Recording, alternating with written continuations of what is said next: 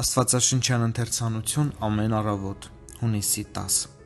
Եթե ապրենք, Տիրոջ համար ենք ապրում։ Հռոմեացիներին 14:8։ Եթե Աստծո կամքով լիներ, մեզանից յուրաքանչյուրը երկինքը համբարձվեր իր դարձի գալու պահին։ Բոլորովին ոչ մի անհրաժեշտություն չէր լինի մնալ երկրի վրա հավիտենությանը պատրաստվելու համար։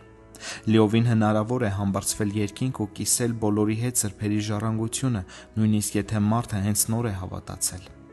Մեր սրբացումը անկասկած երկարատև գործընթաց է։ Մենք չենք հասնի կատարելության, մինչև դուրս չգանք մարմնից ու չհաստատվենք Տիրոջ մոտ։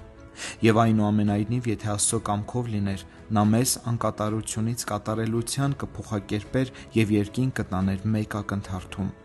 Այդ դեպքում ինչու ենք մենք մինչև հիմա այստեղ։ Ուրեմն ինչու է Աստված իր զավակներին դրախտից դուրս պահում փոքրինչ ավելի քան պետք է։ Ինչու է կենդանի Աստծո զորքը դեռ մարտի դաշտում, երբ ընդամենը մեկ հարձակումը կարող է նրանց հաղթանակ բերել։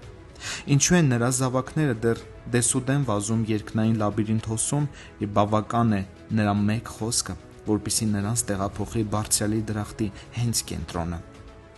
Պատասխանն այն է, որ նրանք այստեղ են, որպեսզի ապրեն Տիրոջ համար եւ մյուսներին բերեն նրա սիրո ճանաչմանը։ Մենք երկրի վրա մնում ենք որպես սերմնացաններ, որպեսզի բարի սերմեր ցանենք որպես հողագործներ, որպեսզի վարենք խոպանը եւ որպես ավետաբերներ, որպեսզի ավետենք փրկությունը։ Մենք այստեղ ենք որպես երկրի աղ, որպես օրհնություն աշխարհին։ Մենք այստեղ ենք, որպեսզի փառավորենք Քրիստոսին մեր ամենօրյա կյանքում։ Մենք այստեղ ենք որպես մշակներ, որպես Աստծո աշխատավորներ, եւ անհրաժեշտ է աշխատել նրա համար մինչև վերջ։ Այդ պատճառով եկեք վարենք օգտակար սուրբ կյանք, ի գովություն իր շնորհի գերազանցության։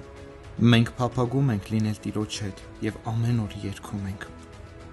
Սրտանց ուզում եմ շուտով լսել ձայնը բարձրունքից, թող ատելի աշխարհը ցավերի, ելիր այստեղ ինձ մոտ արի։